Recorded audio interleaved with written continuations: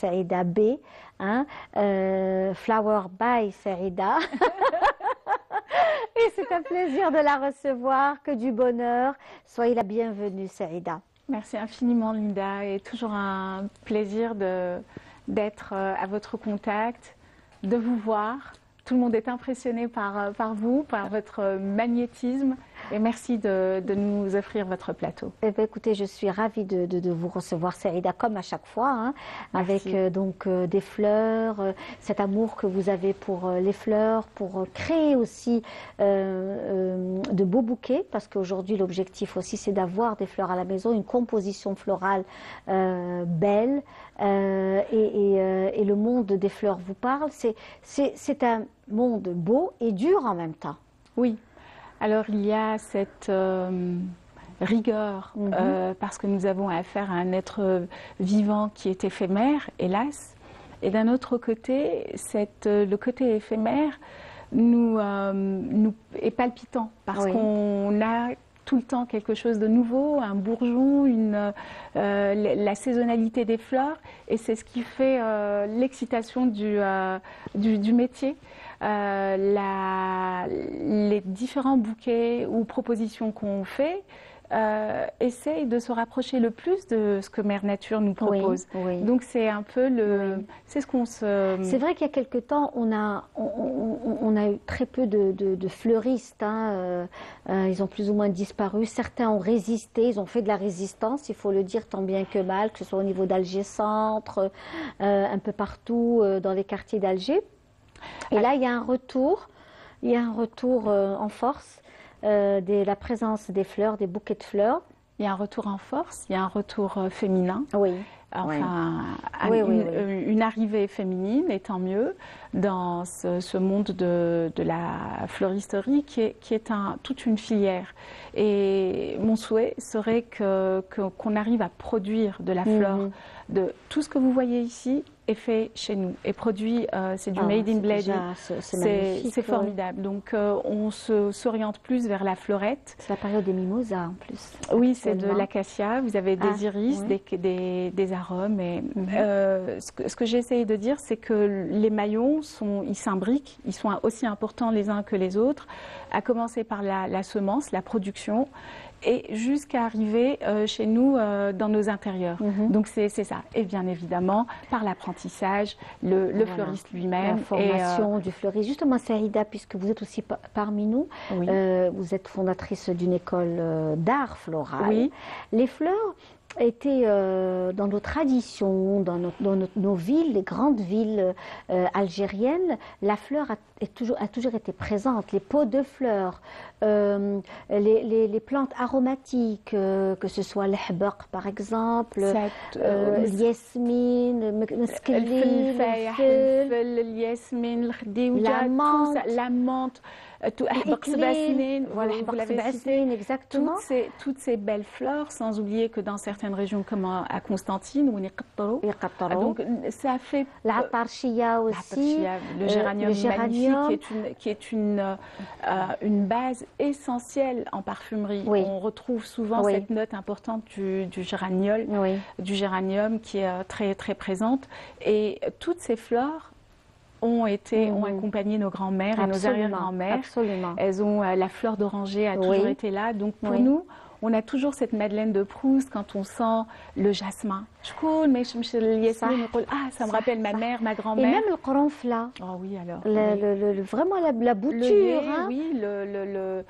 L'œillet du poète. Et voilà, pas l'œillet qu'on trouve aujourd'hui chez le fleuriste, mais c'était vraiment très fin, le qaranfla, qu'on achetait comme ça en bouquet à l'époque, à la sortie des marchés. À la sortie des marchés, je me souviens, dans mon enfance, il y avait aussi des vieux messieurs qui avaient des corbeilles dans lesquels il y avait des petits bouquets de violettes. J'en ai les larmes aux yeux.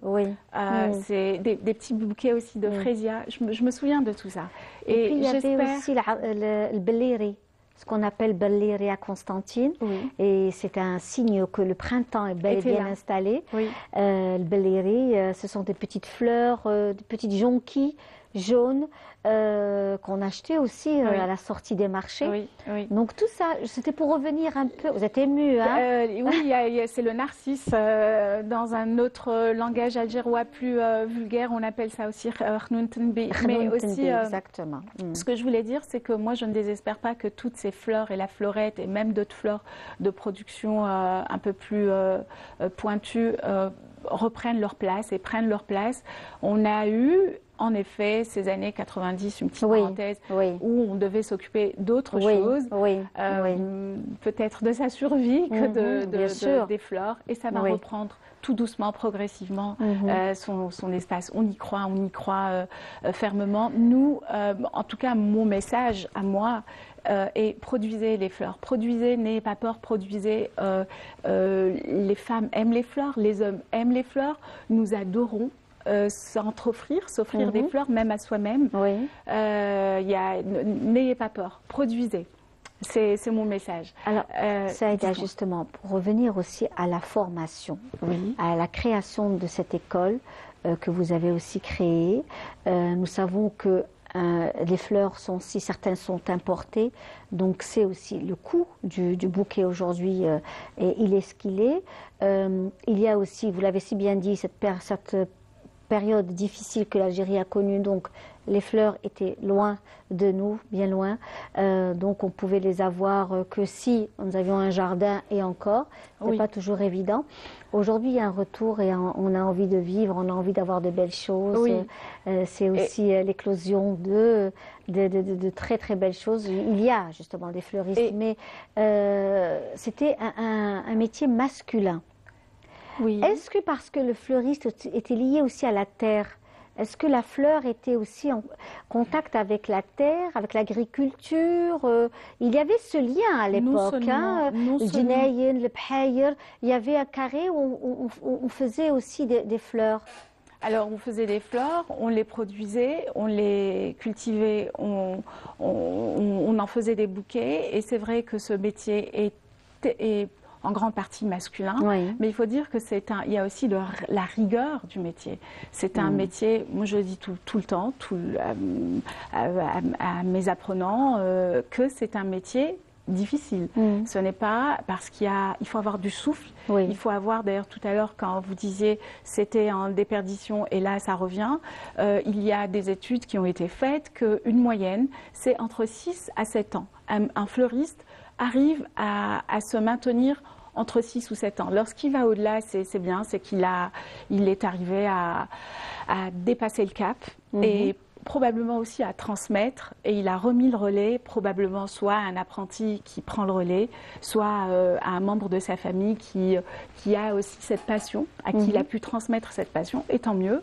Et moi, pour ma part, mes enfants me disent non. non maman, non. Mais je suis très heureuse de transmettre. Vraiment, c'est quelque chose qui me plaît, et de voir aussi qu'en grande partie ce sont des femmes, ça me plaît. Donc notre enseigne, notre plateforme a permis à plusieurs boutiques, flower shop, ateliers à trouver leur place, et parce qu'ils ont les outils. Et ça, c'est important.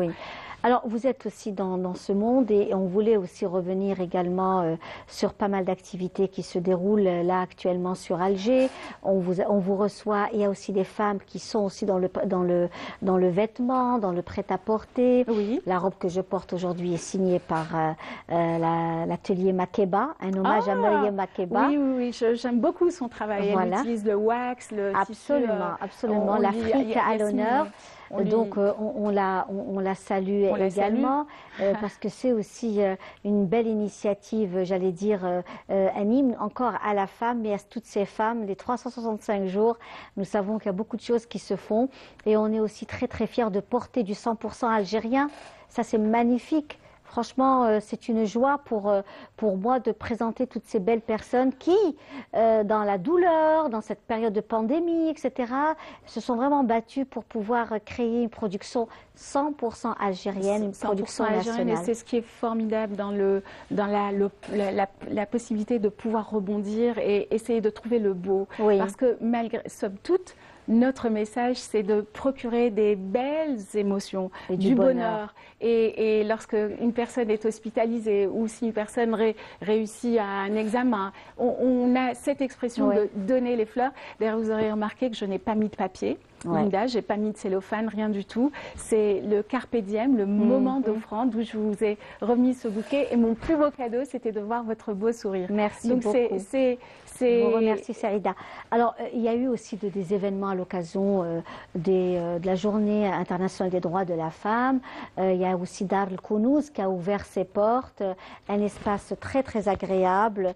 On salue toutes les personnes qui justement œuvrent pour créer, Saïda, pour créer justement l'activité artistique, domicilier des artistes, des artisanes aussi, qui sont aussi dans le manuel, qui fabriquent aussi de très belles choses. Dans la créativité, dans l'innovation, qui essayent de mixer et les matières et rester aussi dans la fabrication culturelle de l'objet. Et ça, on l'a vu à Dar el-Kounouz, qui a été un très bel espace. Un très bel espace. Salue Khadija qui a eu ce courage merveilleux de nous offrir une très jolie... c'était un poème, c'était un très bel écrin qui nous a accueillis, qui nous a mixés, artisans, artistes.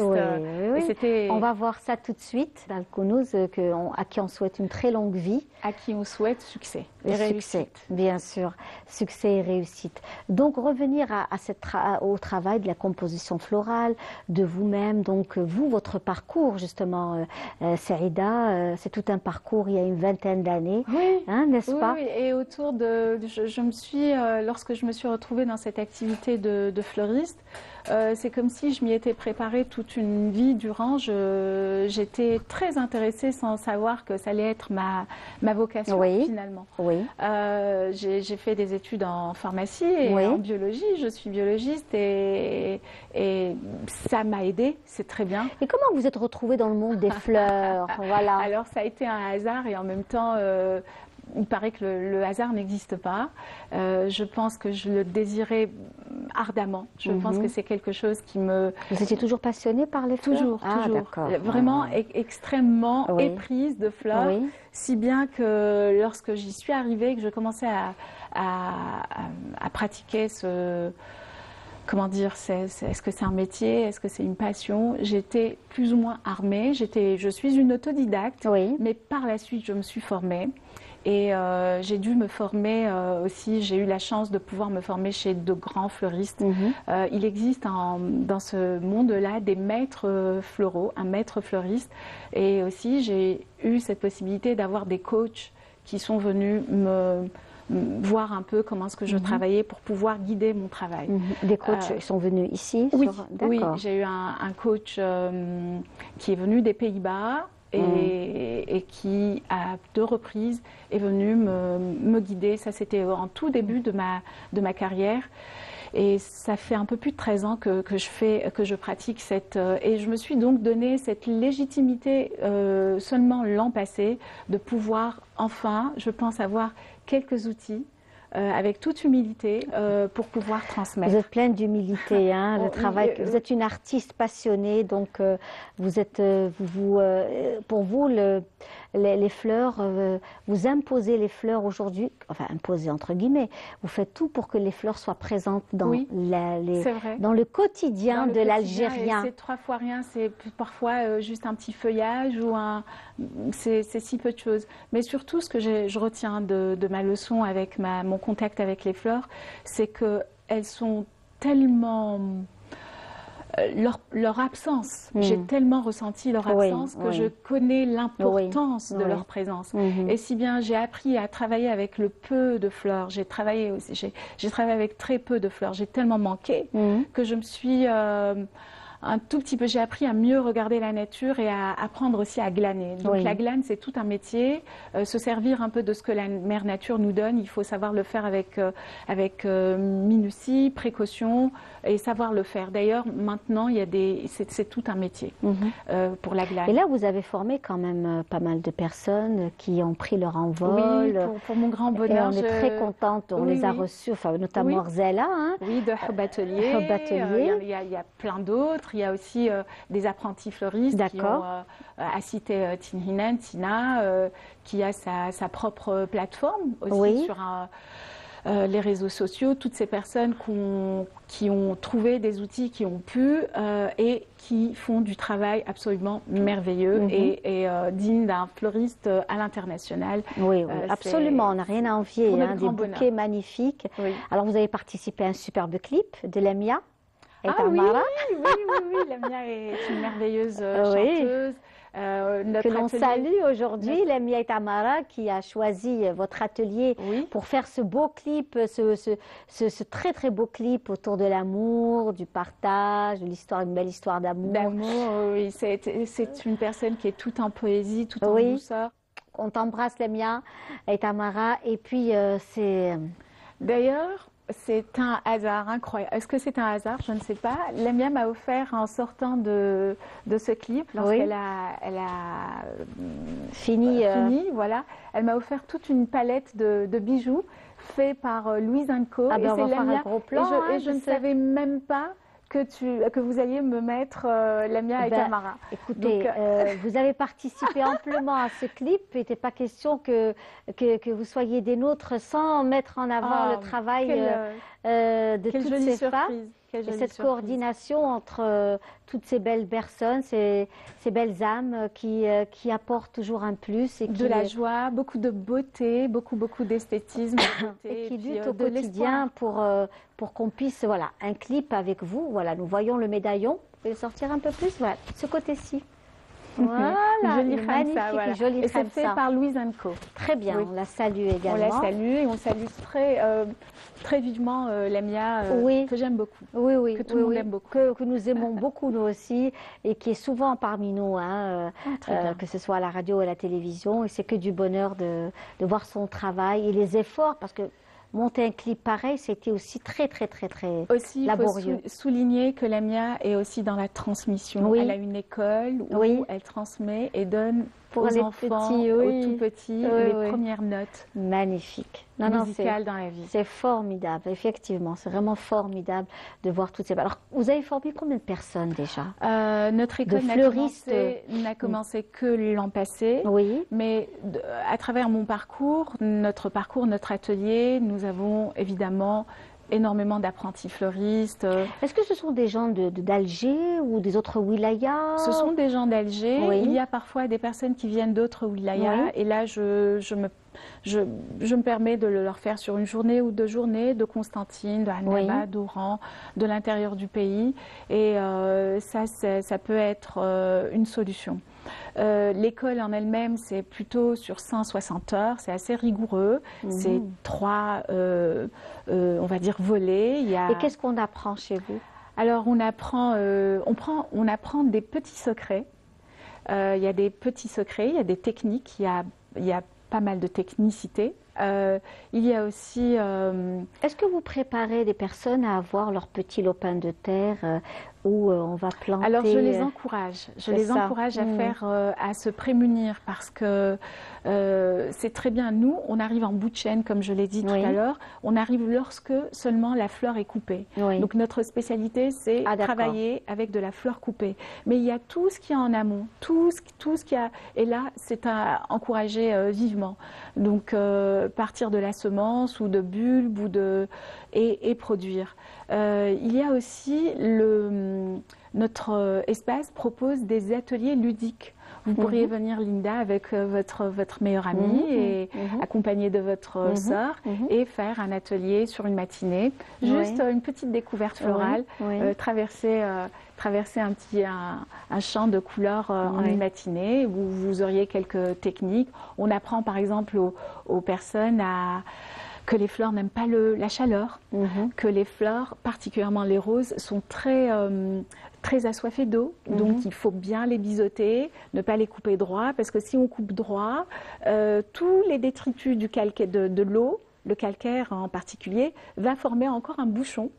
Et quand c'est coupé bien droit, il va y avoir ce bon bouchon qui va faire que ça va obstruer et que la fleur va essayer d'attirer vers elle, elle n'arrivera pas. Donc changer l'eau régulièrement, biseauter les fleurs, la fraîcheur. Est-ce que c'est vrai qu'il faut mettre aussi un comprimé d'aspirine, de la javel, une goutte de javel? Est-ce que c'est... Oui, c'est vrai, c'est vrai. D'accord. Je pense qu'elle pourrait être gourmande et aussi apprécier un petit peu de sucre, mais me concernant, c'est de l'eau bien propre avec peut-être une micro-goutte de javel et changer l'eau tous les jours, voire tous les 2 jours et laisser tout ça dans un endroit frais. Elles adorent ça.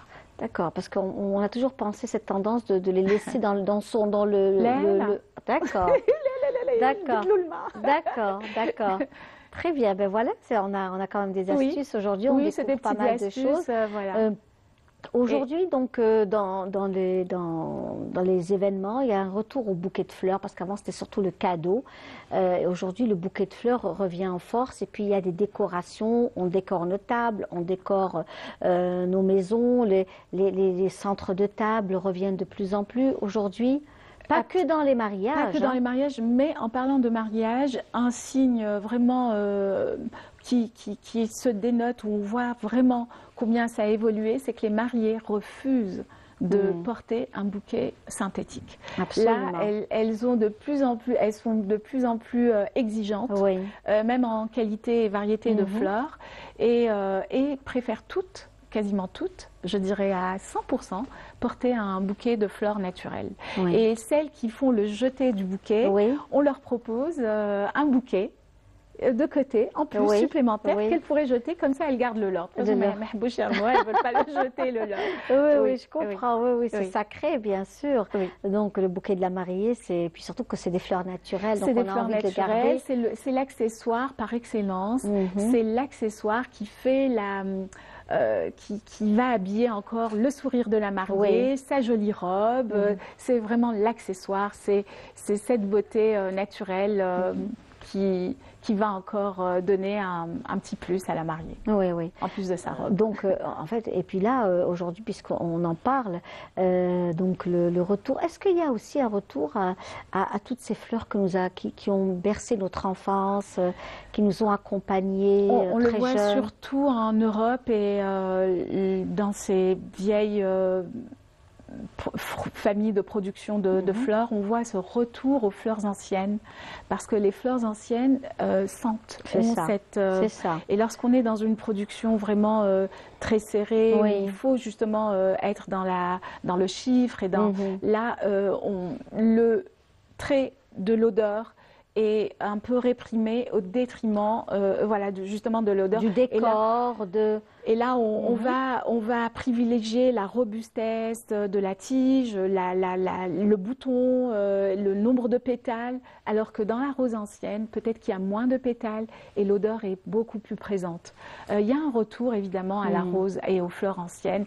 Aux fleurs anciennes, il y a même des mariés qui veulent avoir du jasmin, du feuille dans leur bouquet. Parce qu'il n'y a pas que la rose aussi, on a besoin de diversifier nos fleurs. Le secret d'un joli bouquet, justement, c'est cette diversité. Diversité en couleurs, diversité en variétés de fleurs. Plus il y a des variétés et plus le bouquet a du caractère. Dans certains pays, les fleurs sont comestibles. Oui, même chez nous. Chez nous aussi, tout à fait. Les confitures de rose, les pétales de rose que nous faisons en Algérie, effectivement. Et puis, ces fleurs comestibles que j'ai aussi mangées, que ce soit dans des pays asiatiques ou ailleurs. Et c'est aussi, ça fait partie aussi de la vie. La vie, là on le voit en ce moment même, c'est le printemps, c'est l'éclosion. On va le voir peut-être dans certains cimetières. Si on ouvre bien ses yeux, vous allez voir qu'il y a des fleurs bleues, d'un bleu intense. C'est la bourrache. Ça, c'est comestible. Alors autant la fleur en elle-même, les tiges sont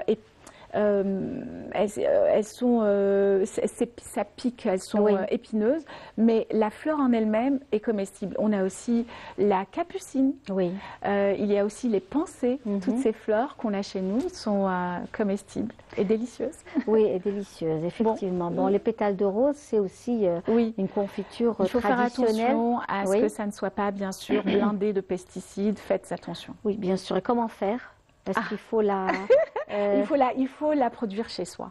Il faut vraiment être sûr que ce n'est pas soumis à une batterie de pesticides il faut faire quand même attention. Voilà, donc apprendre, c'est pas si simple de préparer, de monter un bouquet. On l'a vu dans le clip et puis même j'ai eu à pratiquer monter un bouquet de fleurs. C'est pas si simple que ça. Ça demande de la pratique, beaucoup de pratique et des années. Et je pense ensuite parce que lorsqu'on est concentré, on est vraiment là et c'est les mains. Et au bout de, on va dire, de X années ou de X bouquets, les mains travaillent toutes seules. Il y a un contact, il y a vraiment un dialogue qui se fait entre les mains et les fleurs et le végétal. Et cette pratique est très importante, essentielle. Et il y a aussi le bon goût de la personne. Il faut avoir un peu de... Voilà. Et je pense que ça remonte à l'enfance. C'est pour ça que nous aussi, on propose des ateliers pour enfants. J'invite aussi les mamans, les papas. C'est ce que j'allais vous dire, justement. Un apprentissage des enfants pour les fleurs.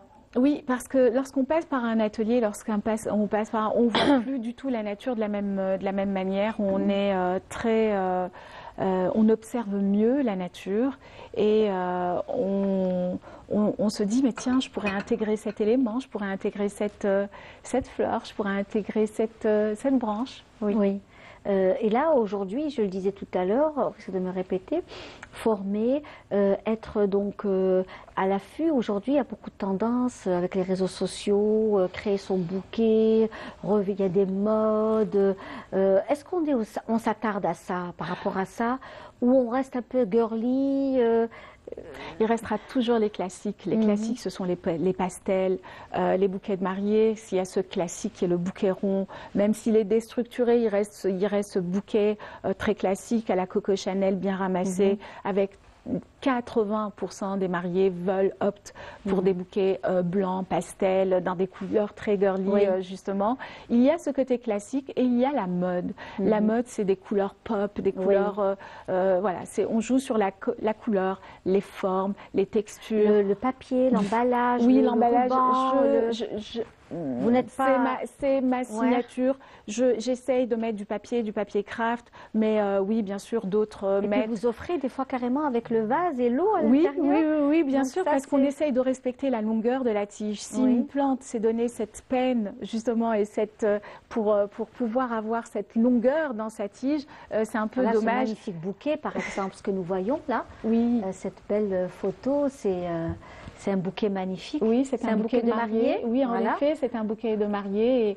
Et pour notre grand bonheur, nos mariés nous disent de faire comme les émotions. Elles vous font confiance. Elles nous font confiance. C'est ce qui est formidable. Donc pour peu que je vois la mariée, j'ai tout de suite j'ai un sentiment du bouquet qui pourrait lui aller. Et souvent, elles me disent quasiment toutes. Elles me disent, on n'aurait pas pu mieux dire. Et tant mieux. Magnifique, magnifique. Et là, vous participez à pas mal de rencontres, de jeunes filles aussi qui vous invitent à des événements liés, peu importe le rendez-vous. Mais vous avez participé à pas mal d'événements où vous êtes partie prenante, vous jouez le jeu. Oui, j'aime beaucoup ça et magnifique. On a cette chance de pouvoir rencontrer des personnes, des événements, de participer aussi au lancement je cite, si je peux citer, cette marque qui est Biotanis. Non, je ne peux pas, je n'aurais pas dit, mais qui met à l'honneur, mais c'est du Made in Blady. Oui. C'est une pharmacienne qui a mis à l'honneur les huiles essentielles, les produits, et qui propose une gamme à base de plantes et d'huiles essentielles. Et c'est merveilleux. Donc, pour le lancement de son produit, que nos fleurs accompagnent sa marque a été un honneur. Et pour beaucoup d'autres aussi. Voilà, ces couleurs. Je suis très, très fière parce que c'est du Made in Blady. Ces anémones que l'on voit, ces jonquilles sont produites chez nous toujours pour pour le bonheur de nos yeux et tant mieux. Par là, on veut dire c'est possible. Donc produisons parce que c'est possible, c'est tout le message. Et nous, dans notre émission, on aime beaucoup découvrir et redécouvrir tous ces produits 100% algériens, le travail fait également, parce que c'est beaucoup de patience, c'est beaucoup de courage. Vous êtes courageuse aussi, hein, parce que c'est du courage, travailler dans les fleurs, et c'est éphémère. C'est éphémère, il faut être extrêmement passionné, viscéralement passionné. Pour reprendre le lendemain. Et on reprend, et on reprend. Oui, c'est vrai. Parce qu'on peut avoir des pertes sèches. Énormément. Et souvent, on a des angoisses parce qu'on ne sait pas ce qu'on va recevoir. Et on a une angoisse parce qu'on a un trop plein de fleurs et il faut que ça parte. Donc, il y a ça. Et je remercie vraiment cette lignée de femmes dont je descends, à commencer par ma mère, qui est une femme... Je vais avoir un trémolo dans la voix, qui est une femme formidable et qui m'a transmis cet amour de la nature. Mon père aussi, j'appartiens donc à cette famille qui respecte énormément la terre et les fleurs, les végétaux, les arbres, enfin tout ça. Et du côté de mon père, nous sommes du sud, du côté de mon père, il y a des femmes qui grimpaient au palmier et qui taillaient les palmes. Donc ça, c'est magnifique. C'est du courage.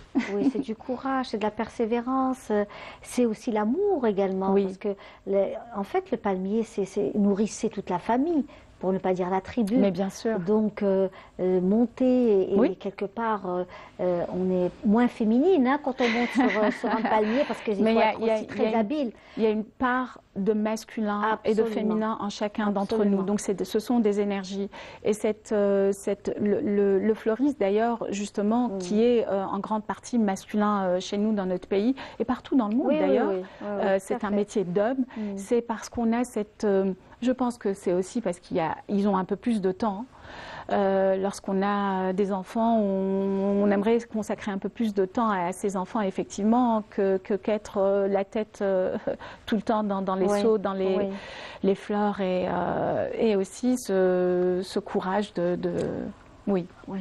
C'est incroyable et c'est merveilleux. En tous les cas, on était très contents de vous recevoir. Hein, merci Saïda, infiniment, merci. Saïda Flower.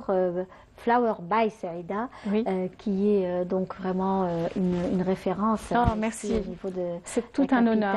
Et le grand honneur leur revient à elle, encore une fois, parce que je pense que ce sont elles. Vraiment, ça serait vraiment mon dernier mot. Elles m'ont tellement donné. Est-ce que vous parlez aux fleurs? Oui, je pense qu'il y a vraiment une connexion très très forte. Je le dis tout le temps, mes filles me reprochent d'avoir plus de photos de fleurs que d'elles.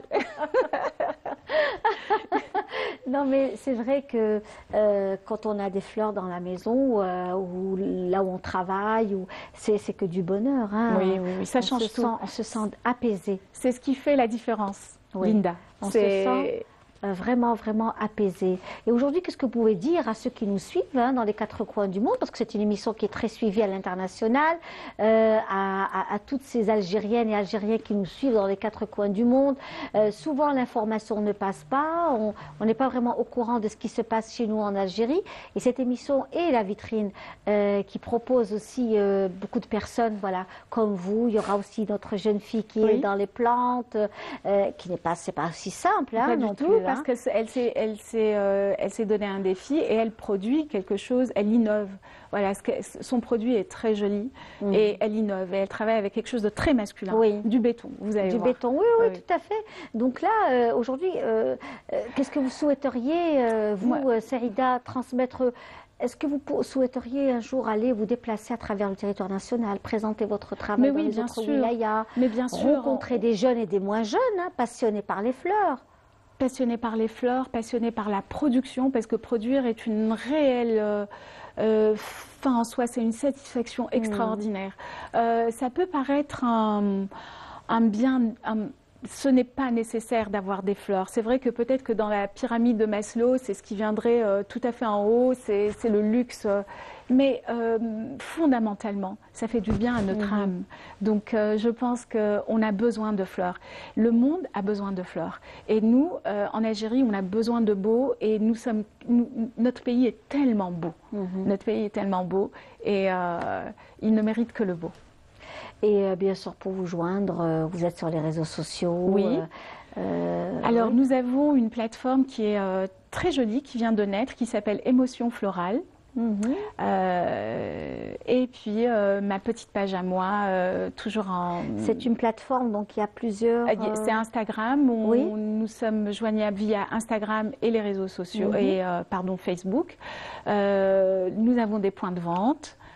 Émotion Florale. Émotion Florale, donc de Flowers by Saïda Bey. Et nous avons un point de vente à Cheraga, le mall de Cheraga qui s'appelle le Garden City Mall. Nous avons reçu d'ailleurs l'architecte qui a eu le prix du président de la République, M. Ramdan, donc Tariq Bey. Tariq Bey Ramdan, qui est l'architecte qui a fait très belle architecture. C'est le premier mall à ciel ouvert et avec une architecture ouverte, lumineuse. Et puis un clin d'œil à Alger, un clin d'œil à Oustedar, avec ses belles allées. Et tout ça. Donc, c'est un très bel espace. Nous avons la chance donc d'avoir un point de vente là-bas. Nous avons des points de vente, mais particulièrement notre atelier. Voilà. Eh bien, écoutez, bravo Saïda, c'était un pur bonheur de vous avoir reçu. On va vous laisser partir. Nous savons que vous êtes aussi très prise par ce que vous faites comme belle chose. C'est formidable.